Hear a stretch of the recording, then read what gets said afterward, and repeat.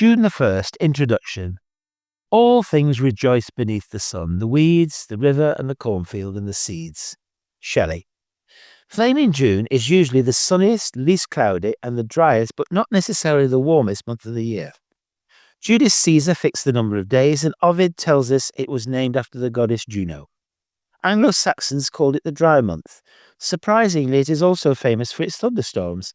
These can be devastating to wildlife. Ground nesting birds are easily flooded, with nestlings often dying of exposure. At such time, huge numbers of caterpillars can be washed down from the trees, and even ants, which being sensitive to static electricity, rearrange their time to swarm. It is perhaps the busiest month for London's animals and plants, with the maximum number of plants coming into flower and intense activity among insects.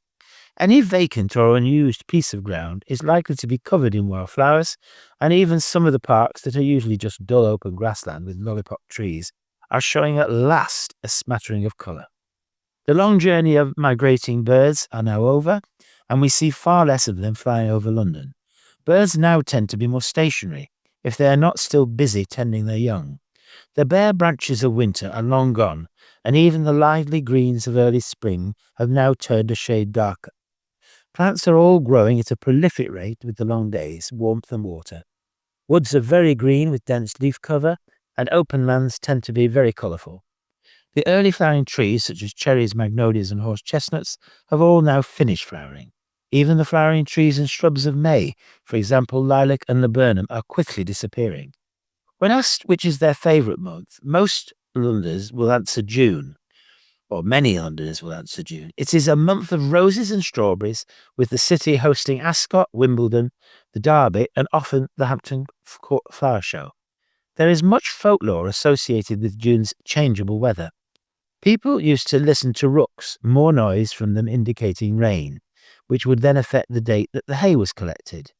Swallows flying low over water, bees staying near their hive, or frogs croaking louder, all foretold the same thing. If there was going to be wind with rain, spiders would stop building their webs, and if there was going to be a thunderstorm, the birds would fall silent. However, in 1867, the Derby was won during a snowstorm.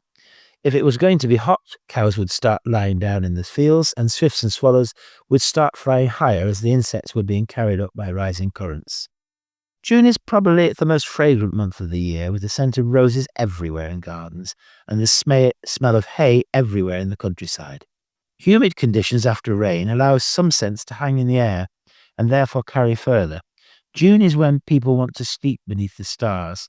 Lying down on south-facing slopes on chalk downs in good weather is a good start, or sitting in boats watching insects emerge from the water surface on still days can also be recommended. There are 33 sites of special scientific interest in London, each one of which is of considerable interest this month. It is possibly the best month to take a nature walk.